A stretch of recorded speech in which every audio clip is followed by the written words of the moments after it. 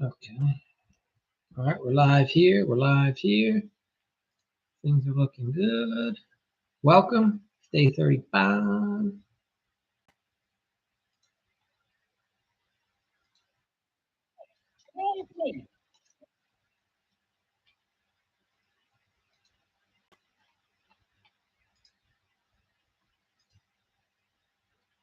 Let's get things.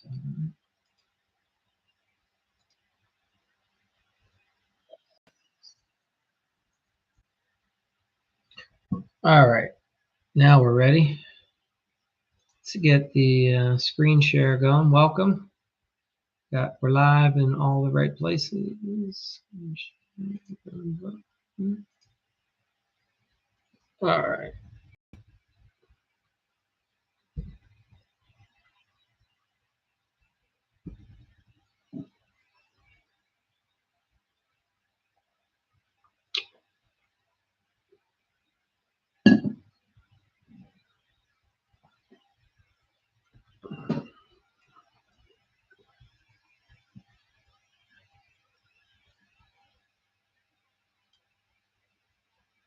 Welcome. And we're talking about remodeling projects.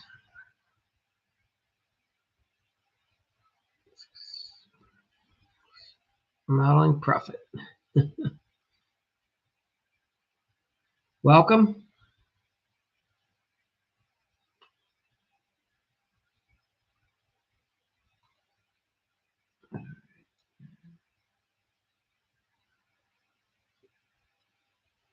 Where you are from and your specialty and what niche. Your remodeling specialty.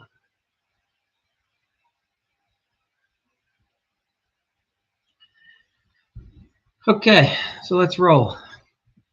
So we're talking about how people, what I found, how I was losing money before my jobs even started. You don't even know this is a thing. I didn't until I learned from another wise person that you really need to have what's called a pre-construction meeting. And I was like, what is that? And they're like, that's where you spell out how everything's going to go.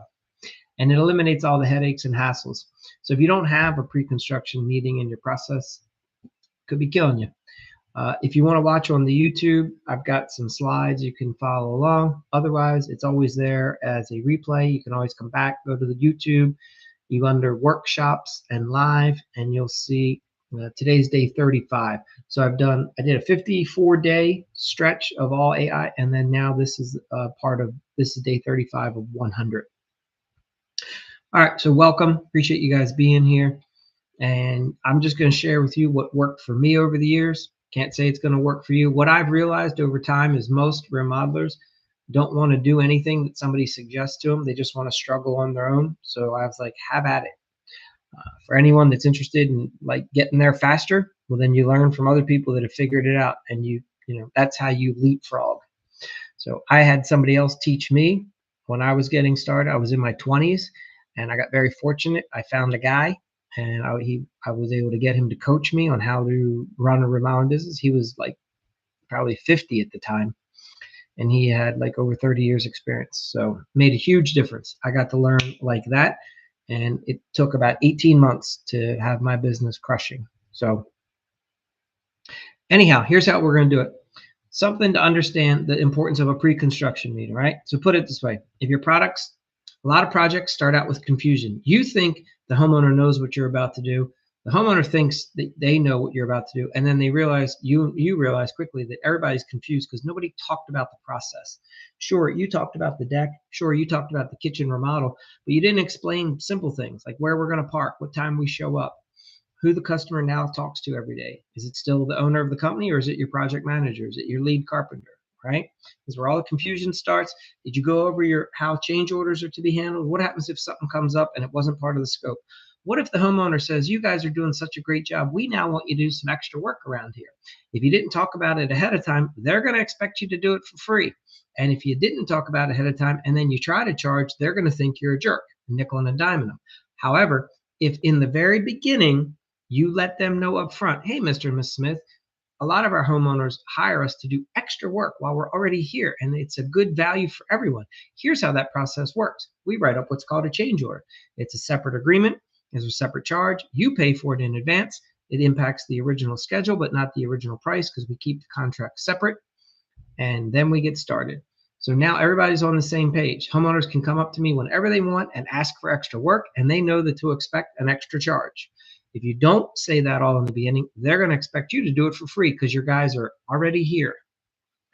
So just a little bit of a heads up. That's what we found. As soon as we implemented a change order process and put it into the customer's process and we let them know up front, changed everything. No more headaches, no more problems. Now we were getting paid. All right. So at the pre-construction meeting, this is where you set the tone for the entire project.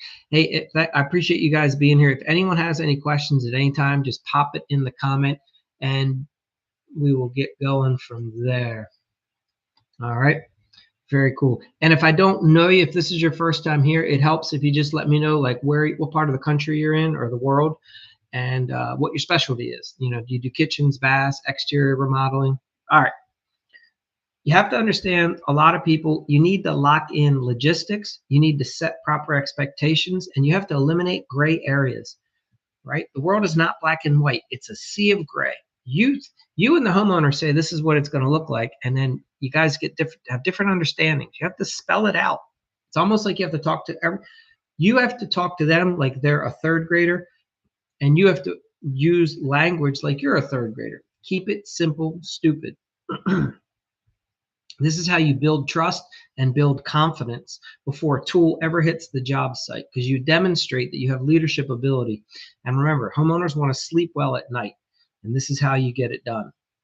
A solid pre-construction meeting avoids more than just chaos. It really does build the confidence that the homeowner made the right decision. So it's all this is before the project starts. Ideally, whoever sold the process. So if you're the contractor, you own your own business and you go out and sell all your jobs, then you are going to meet with the homeowner and you're going to bring like your main guy, whoever your helper is, whatever. If it's a bathroom, you usually would bring the plumber. If it's a kitchen, you may or may not.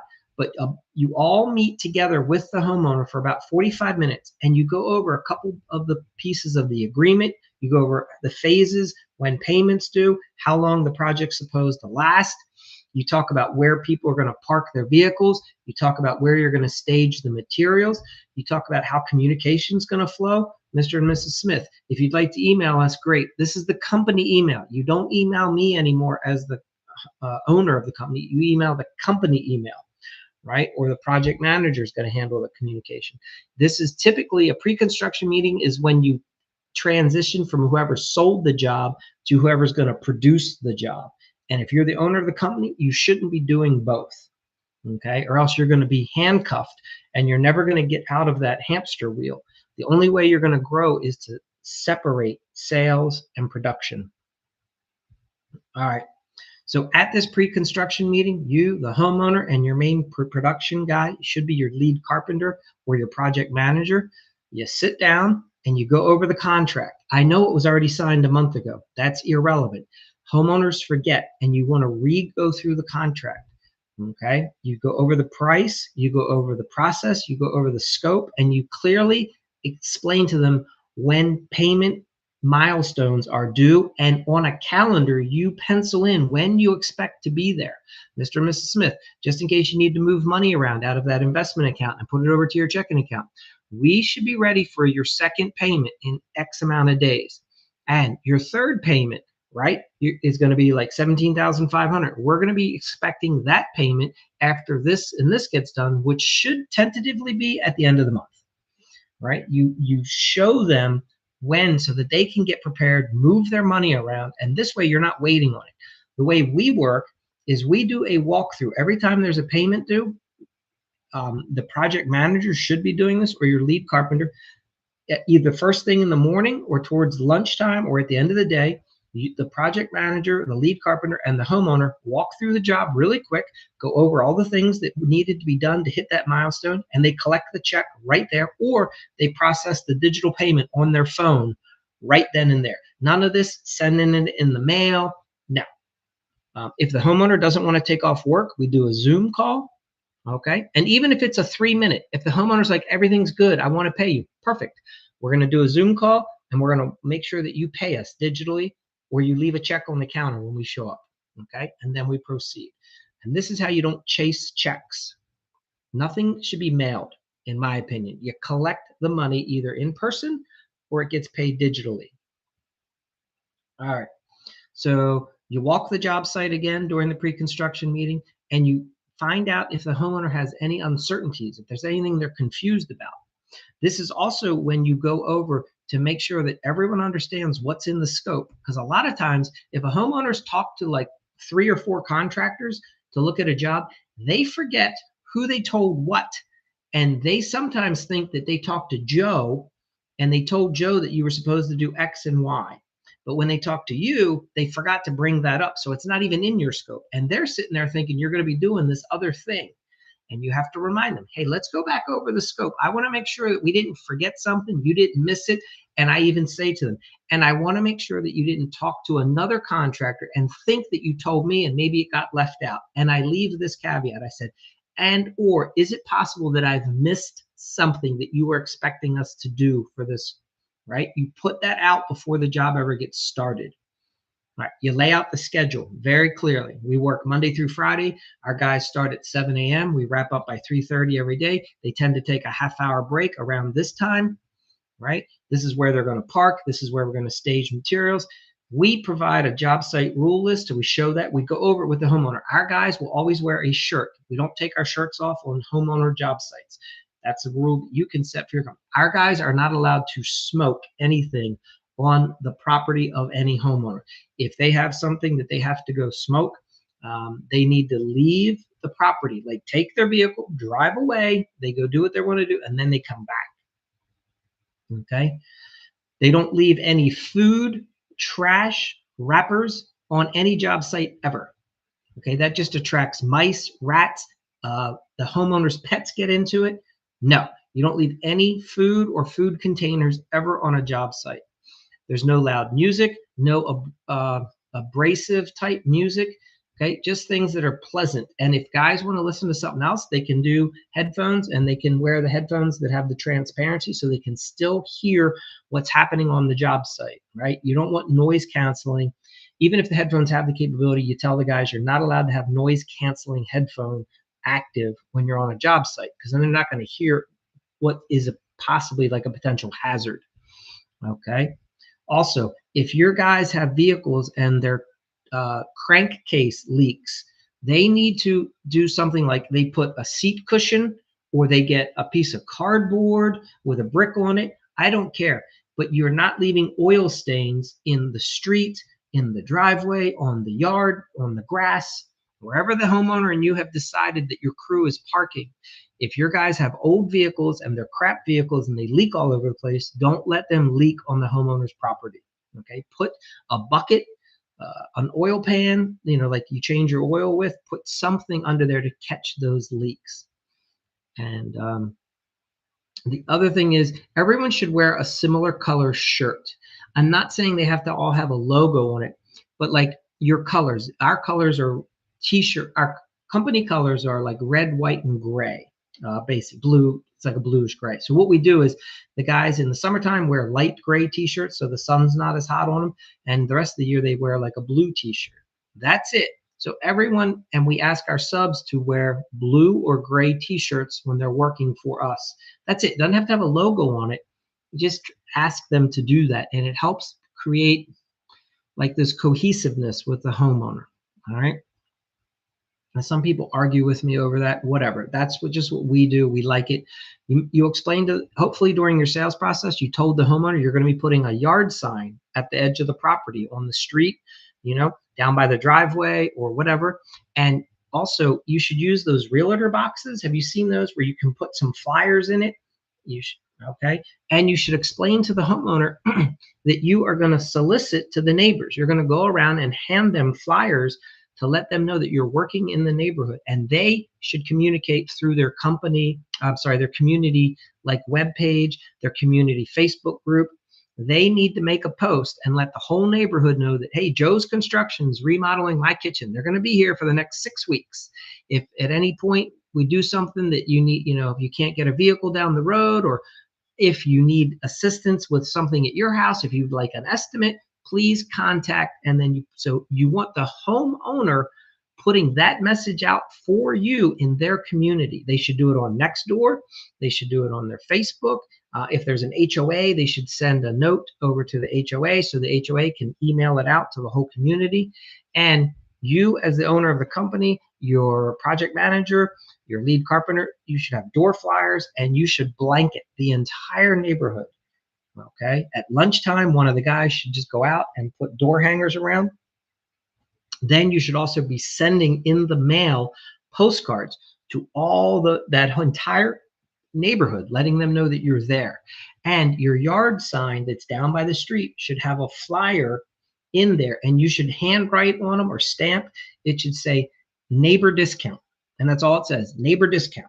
Ask about the neighbor discount.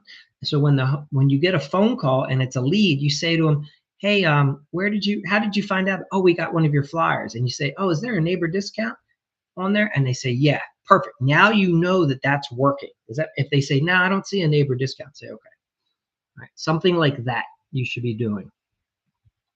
Now, what should be on this pre-construction meeting, right? So you bring 2 copies and you want to get one of them signed. All right. You go over the job site rules, you go over the schedule, you go over again the buff. You let them know that, hey, we're supposed to have inspections on Thursday. I have allowed a half a day in case that inspection gets failed, in case the inspector can't make it, we miss them, whatever. You put a buffer in there, and then you have the milestone. We typically would have payments due around that time, so that should be clearly in there, right? You go over that draw schedule, you go over the amounts, you go over your change order policy. You hand them a copy of your change order policy. Mr. and Ms. Smith, at any time, you can request additional work from us. You can make any changes that you would like. And understand that any change that impacts the schedule or the cost, we will write up, and that will get paid for in advance. Now, I have had homeowners do a change order that was a net cost. And what I mean was they wanted to make some sort of a switch. Okay, we were going to get this instead of that. Even if there's no money involved, you get that change in writing. Because if you do projects like we do, sometimes the homeowner will change like 5 things and then they forget. All right. And at the end, you go back to your original contract and it says we were supposed to put the Moen, 672 faucet in, but the homeowner changed to the Moen 1281. It was the same price. You didn't care, but you have to get it in writing. All right. So there's always a change order for anything that goes outside of the scope. Our policy is there's a processing fee to do a change order. It's $125.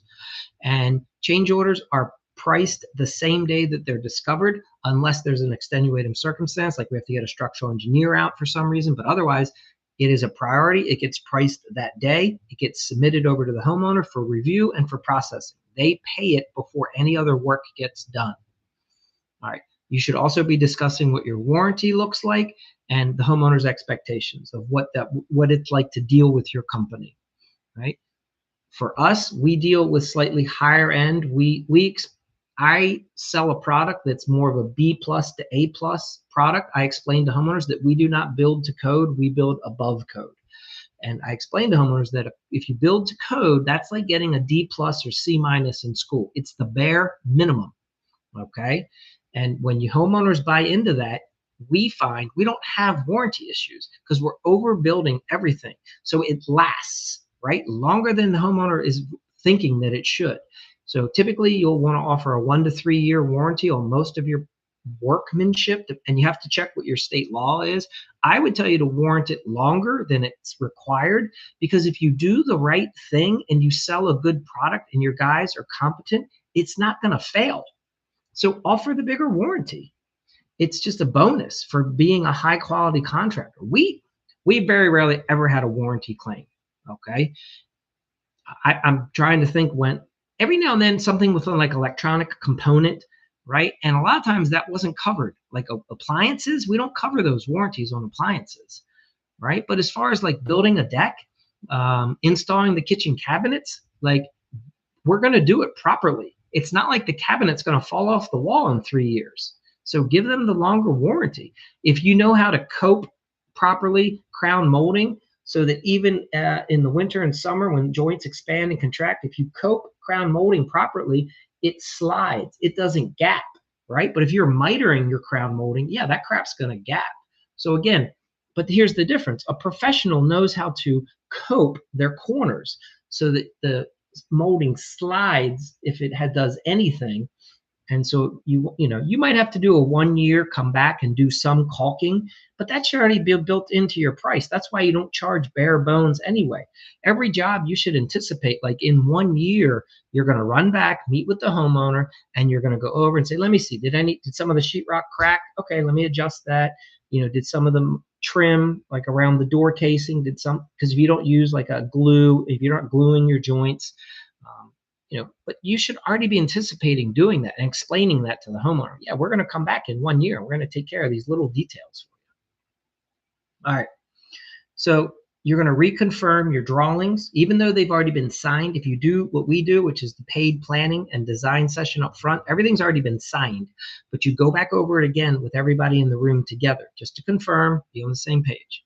Now, this can be a quick review. All right. You're going to clarify if there's anything that's been changed. This happens a lot. So I might sell a job on March 3rd.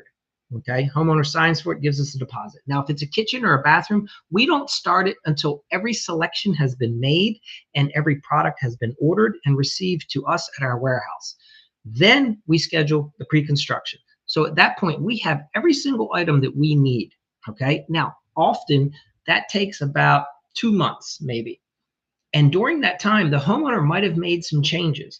And we just want to verify at the pre-construction meeting that this is the changes that we worked with, and this is what we've done, and this is the product that we currently have in the warehouse that we're expecting to bring out in, say, like 10 days. We try to do a pre-construction meeting with like 1 to 2 weeks out, okay? And we just confirm that that's what we're on board for. And then we remind the client again that nothing outside of the scope is included without written approval. I don't care any little thing, ma'am, anything that you ask us to do outside of the scope, we have to get a change order for. And this is going to cut down all that nickel and dime crap that these homeowners like to say, hey, can your guy just do this? We sure can. It's going to take a change order. And they know that before they ever ask for it. All right, go over your estimated. Hey, Fort Wayne, awesome. Good to see you here. All right, Danny, nice to have you. I don't know how long ago you messaged, but I'm just seeing it pop up. Okay.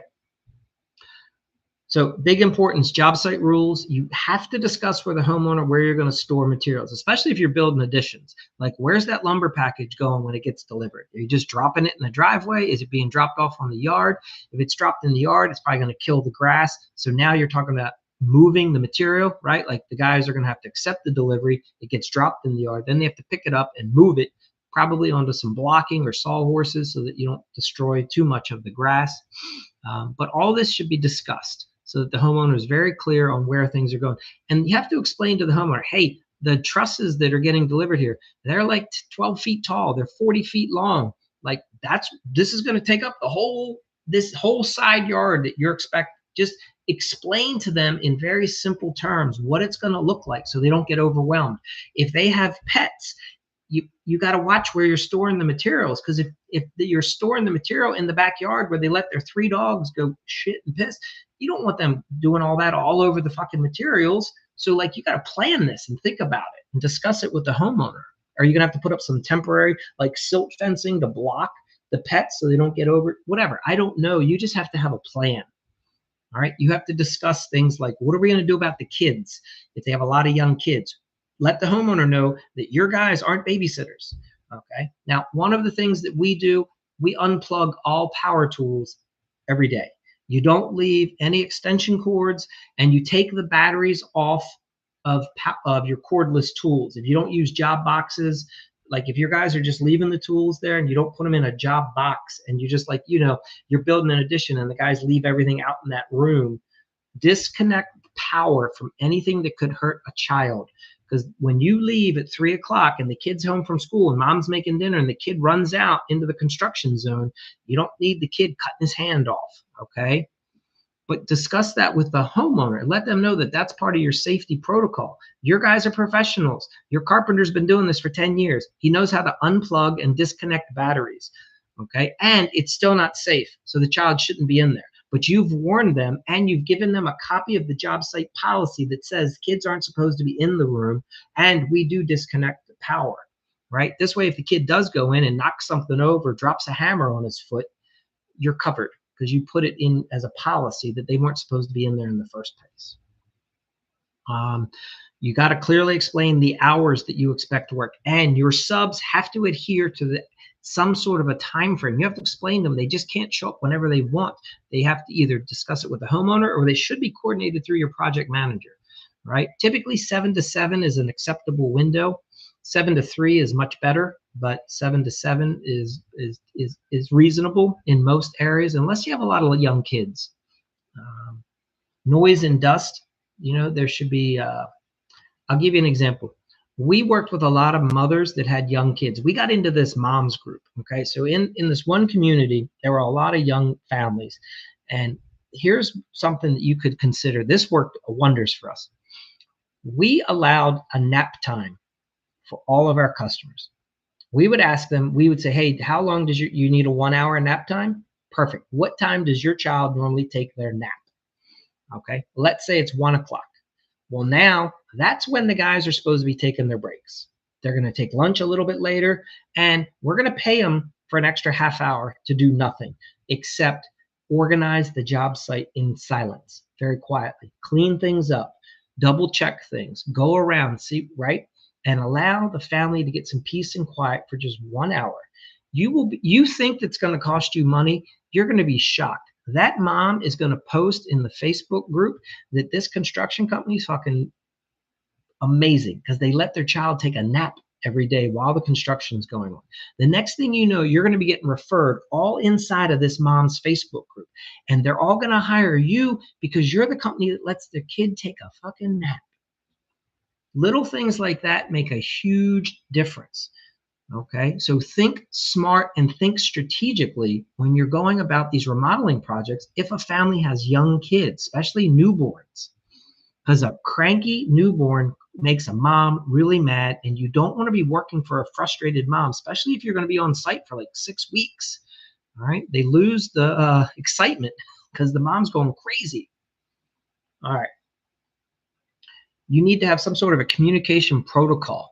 We like to have a binder or a yellow legal pad that we would keep on site that notes could be passed back and forth. Or you use a Slack channel. For those of you that aren't familiar, every job should have its own account within Slack. It's basically a messaging app. Okay, and then you, the homeowner, the project manager, the subs can all message within that. You don't have to pay for all these fancy like company cams and all this stuff. You can just operate inside of a Slack channel, okay? And it makes it very easy. Your carpenter can take photos, post them in the Slack channel. The homeowner can see what's going on, gets updated, all right? You should be informing homeowners the day before whenever there's going to be inspections and anytime that a new person is coming to their home, whether it's a different employee, a different subcontractor, the homeowner should be given a heads up. Hey, tomorrow, Billy, the plumber's sending his helper over. It's not Billy, it's the helper's like son. So just understand there's gonna be somebody different coming to your house. Because think about this, especially for moms that are watching their kids, when a stranger shows up to their house, you think it's no big deal. They don't know who the hell's coming to their house. So you have to explain to them, like, this is the type of vehicle he drives, this is what you should have a photo, this is what he looks like. If you don't have someone in your office helping coordinate all of this, it's going to be harder on you or the project manager. But these little details, man, I'm going to tell you, a homeowner will really appreciate this kind of stuff. All right. Establish some sort of a weekly protocol. At a minimum, Fridays, you should be reviewing the project, letting them know what got done, and giving them a heads up for what's coming up the week going forward. We don't typically work Saturday and Sunday for homeowners, okay? In my opinion, your guys, you should be paying them enough Monday through Friday that they can pay for their rent, their vehicle, their mortgage, okay? If they want to do some side work here and there, perfect, but as a company, you need to give your guys a break. They should be, when they show up, like, we work hard, but then you give them a break, right? Hey, just dedicate 8 hours for me and then go do all the other things you need to do in your life. All right. Or do 4 10-hour days. That works really well. I have some crews that work that way.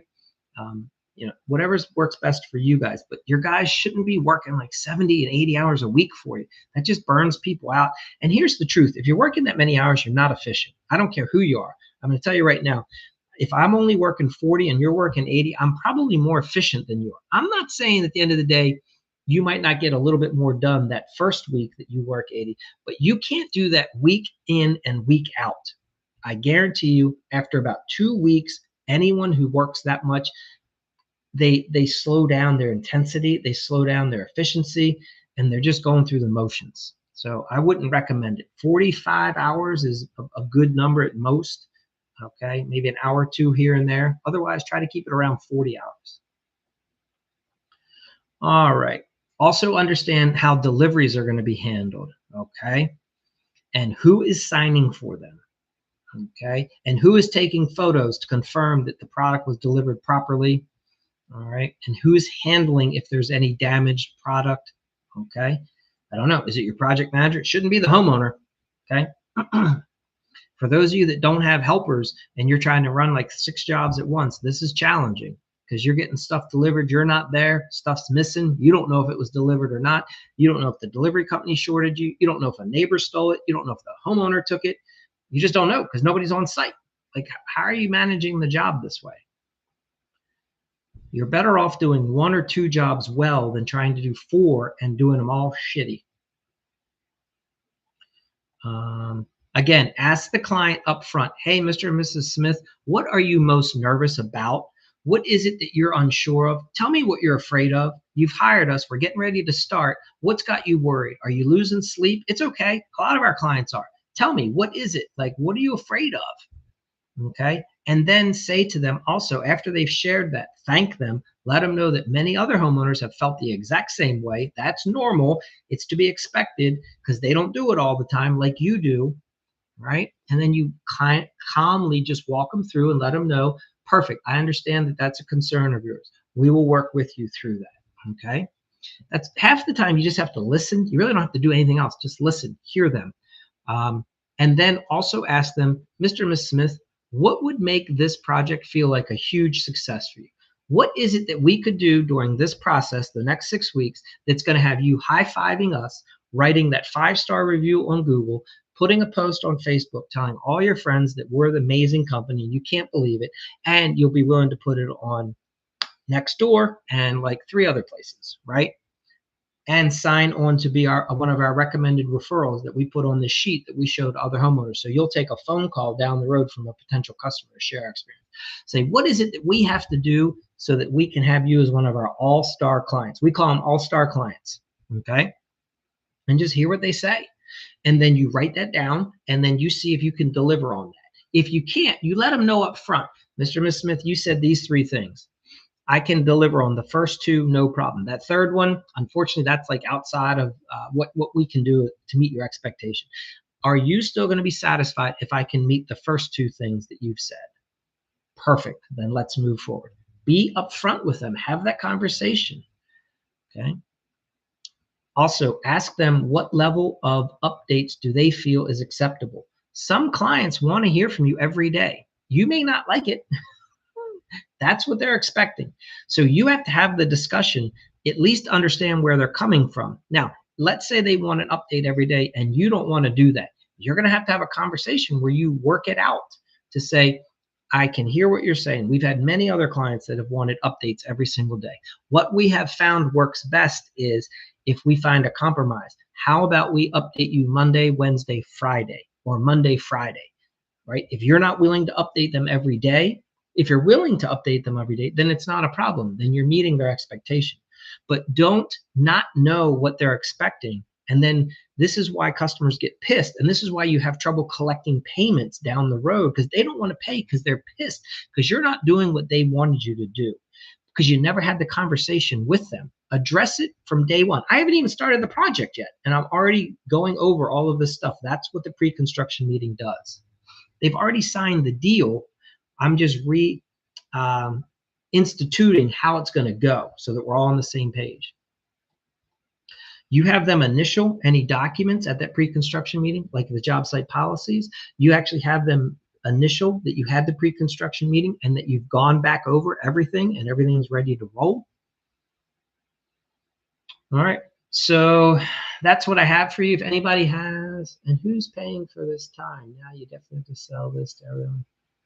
Fuckless. Yeah, so if you're selling a professional remodeling package, you should be able to meet with the homeowner for about an hour before the job starts.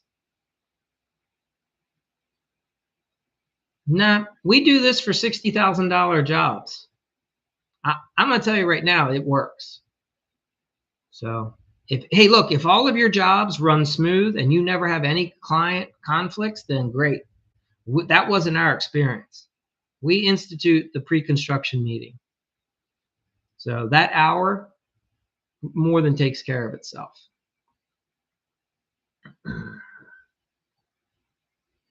So, yeah.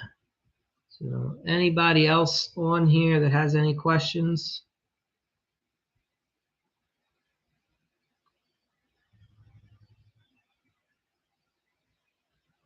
Yeah. So I'm going to share this with you, Fuckless. I would tell you straight up that some homeowners, you may not need to do a pre-construction, but you should still do it anyway. And it can be quick. Some people are cool. But I'm going to tell you right now, a lot of homeowners, you need to have a pre-construction meeting with them. For anything that's over, like, in my opinion, anything that's over like $10,000. If you're selling like little handyman projects, like, or just very small construction projects, then you could probably do it over the phone. You should still have it, all right? Because I'm telling you, here's what happens. You think because you've had a conversation that the homeowner heard you. They hear what they want to hear. They don't always hear what you're saying. Just like you think you heard them, but you hear what you wanted to hear sometimes. You didn't always hear them. And that's why I'm just telling you this, like, have you ever done that test? Were you ever in a group where one person says something to the next person and you try to get it to go all the way around the room and it never works? Whatever the first person said is never what the last person says. And so that demonstrates clearly that communicating between two people is much more complicated than anyone thinks. Everybody thinks they hear properly, and they don't. Just like you and I might think that we're hearing each other fine, and one of us is, I could be misunderstanding what you're typing in. You could be misunderstanding what I'm saying. And we have to have a conversation about it to get clarity. That's the beauty of the pre-construction meeting. So, all right. J Bub, are you still around? Where are you from?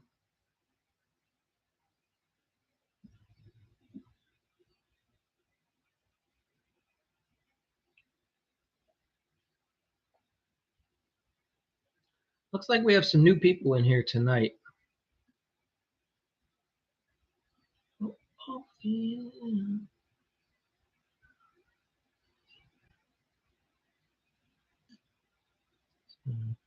If anybody has any questions, pop them in. Be happy to address. Share your experience, whether you do pre-construction meetings or you don't.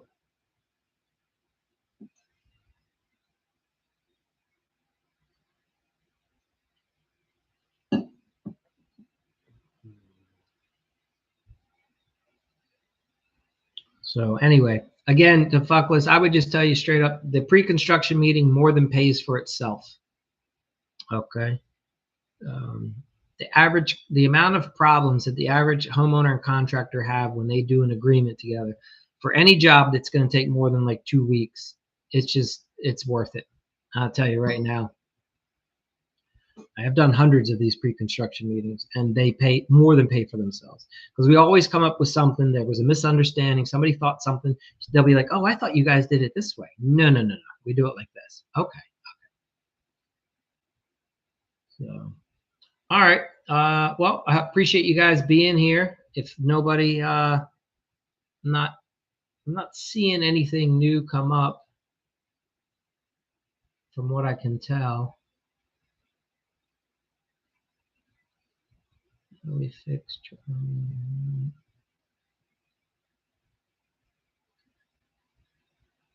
All right. Yeah, once again, so hey, look, if you're new and you have any questions, just let me know where you're from, what your question is, if you want any clarity on anything, or you want to disagree, whatever.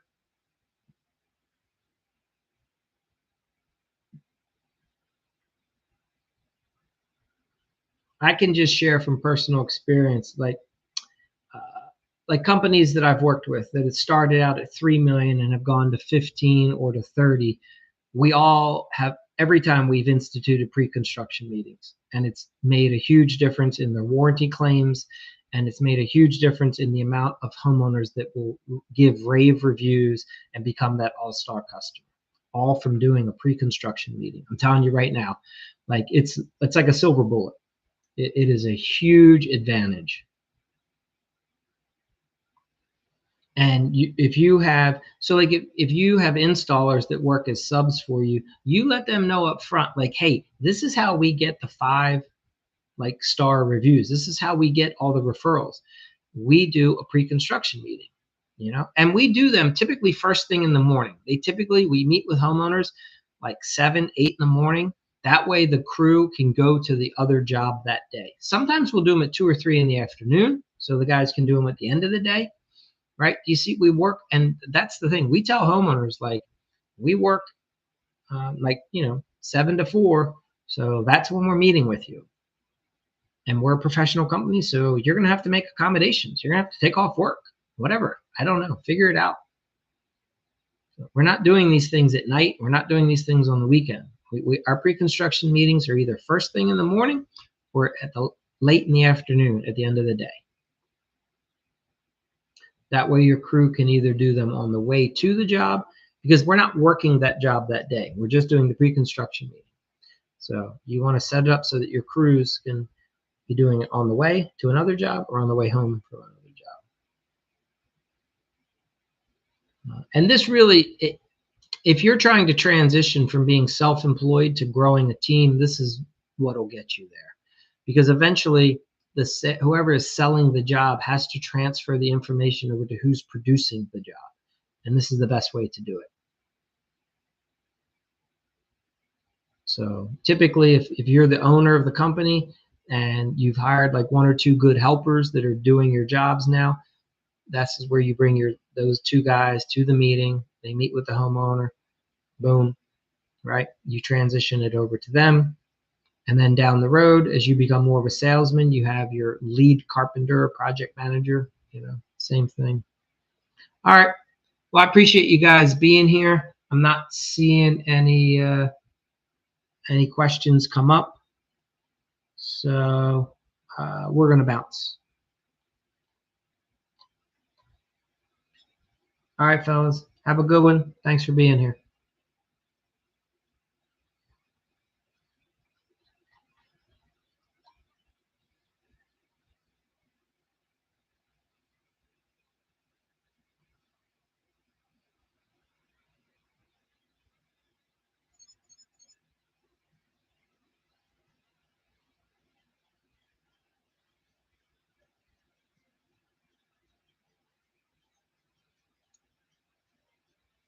Okay. All right, fellas, we're going to end this. We just clicked up the chat on TikTok. We're going to shut down the YouTube. So I don't see any comments popping up in YouTube right now. So if you had any questions about what we were covering, cool. If not, take care.